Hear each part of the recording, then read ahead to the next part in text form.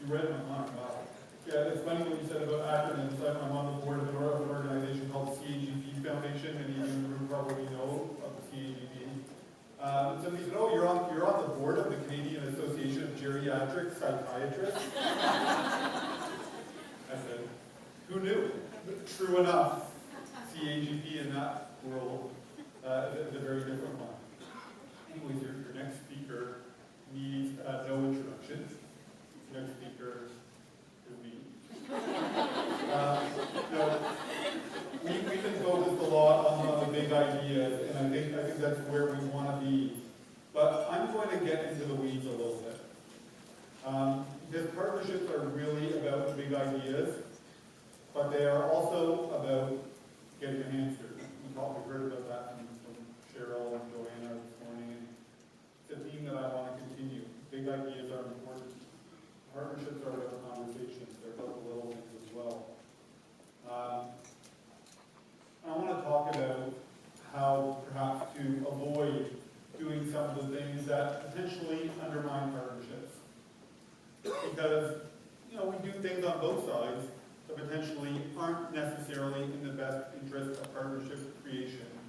And in the spirit of the partnership conference, I'm going to call out both corporations and charities for doing things that potentially have the power to undermine partnerships. Because frankly, those sides are a little bit guilty of doing things that don't necessarily contribute to partnership building.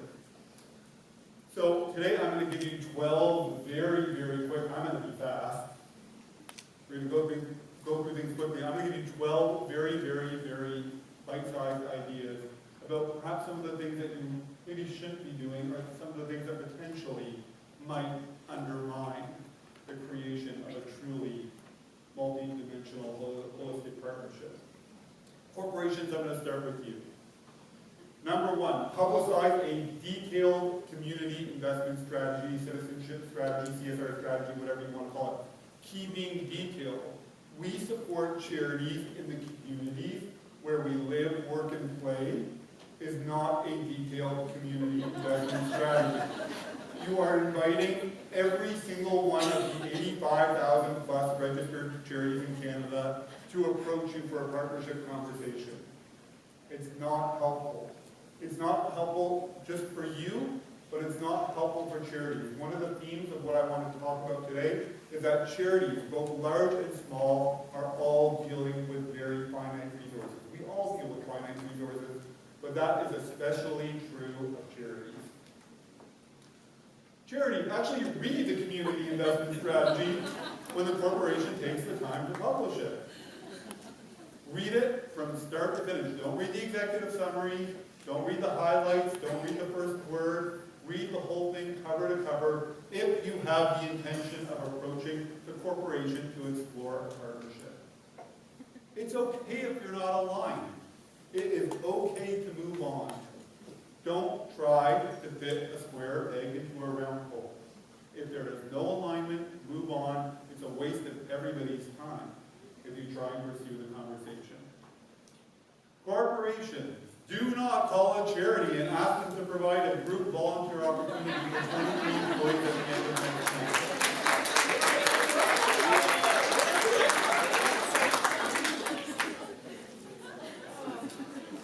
Okay, well, clearly some people are guilty or they have been either making the call or on the recipient end of that phone call.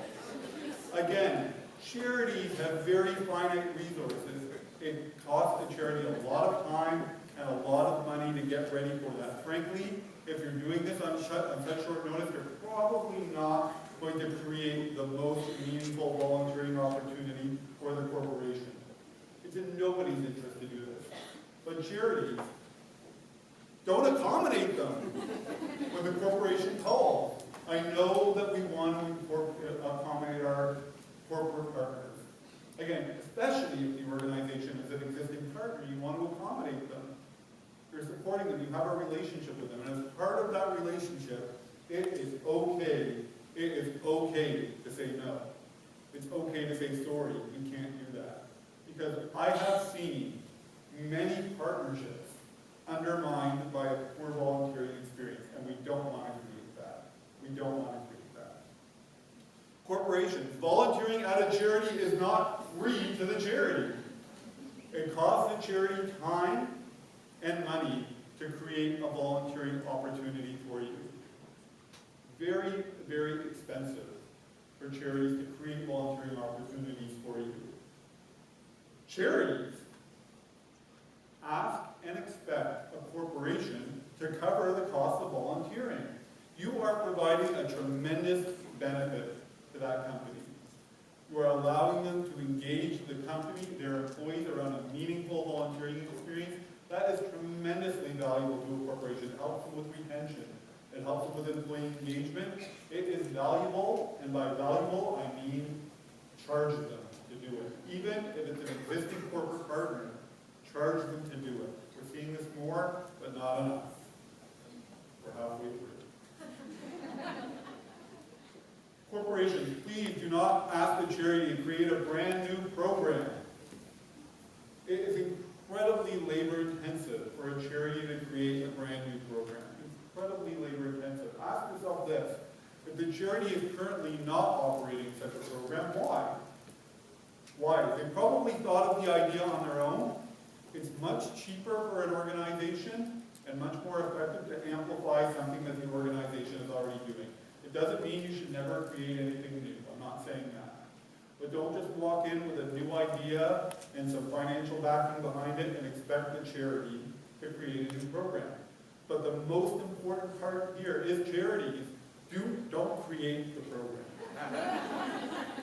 Again, it's okay to say no. When a corporation comes to you with an idea, have a dialogue, have the types of conversations that you're hearing about today, where you are engaging in meaningful dialogue about how you can collectively achieve impact. Do that. Don't necessarily create something new. Corporations provide a typical financial support range. This is a really big one. I have seen many charities and corporations engage in very meaningful dialogue about a prospective partnership. They'll have 1 meeting, 2 meetings, 3 meetings, 5 meetings, 10 meetings, and the issue of money doesn't come up. And before you know it, they're talking about the partnership, and the charity's expectations are up here, and the corporation's expectations are down here. And there's no way the partnership is ever going to come to fruition, because they've never talked about financial support. Have those conversations from the outset. Corporations, be very open about it. Even if you can, proactively post in the same way that you do with the job posting, a typical financial support range. If you're able to, give the charity a sense of what your partnership parameters might look like. It's extremely helpful for both parties, and again, it ends up saving everybody a lot of time. Charities. This one is important, not just for you. I think most of the people in the room know this, but please take this to your boards and your senior executive teams. A corporation will not support you simply because its pockets are deep or because you represent a great cause. There are 85,000 plus charities in Canada. I would like to think that all of them represent a great cause. There are no charities that represent a bad cause. So just because a board member, and every organization has heard a board member say, go to bank XYZ, they made $4 billion in profits last year. Surely if they know more about us, they'll support us. It does not work that way. If there is no alignment, it doesn't matter how deep the pockets are, the partnership will not move forward. Partnerships are based on mutual alignment and shared goals, not on the resources that an organization is bringing to the table. Corporations, and we're getting into the weeds here. We're getting into the weeds. I have 2 more. Corporations, please, don't ghost charities.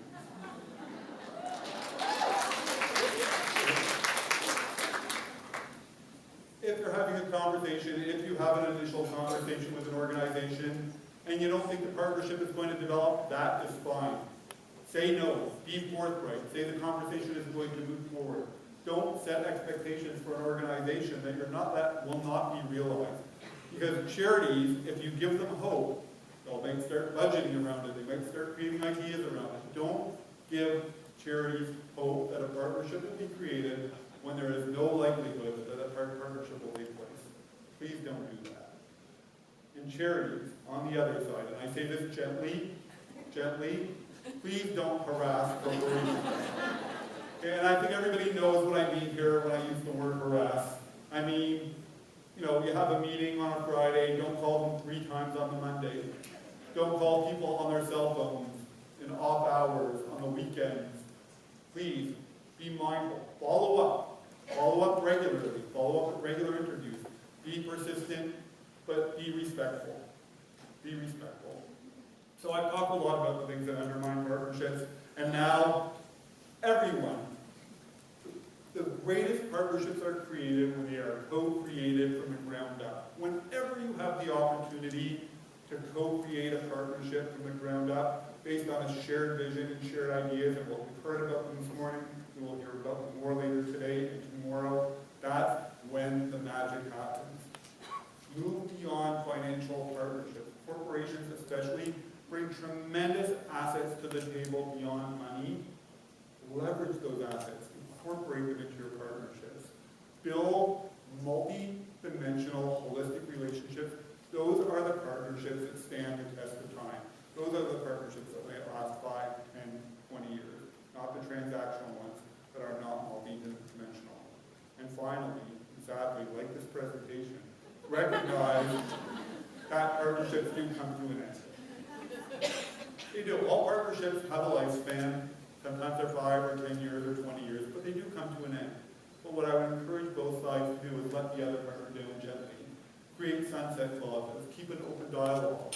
Don't end partnerships abruptly on either side. It's not fair to either party when you do that.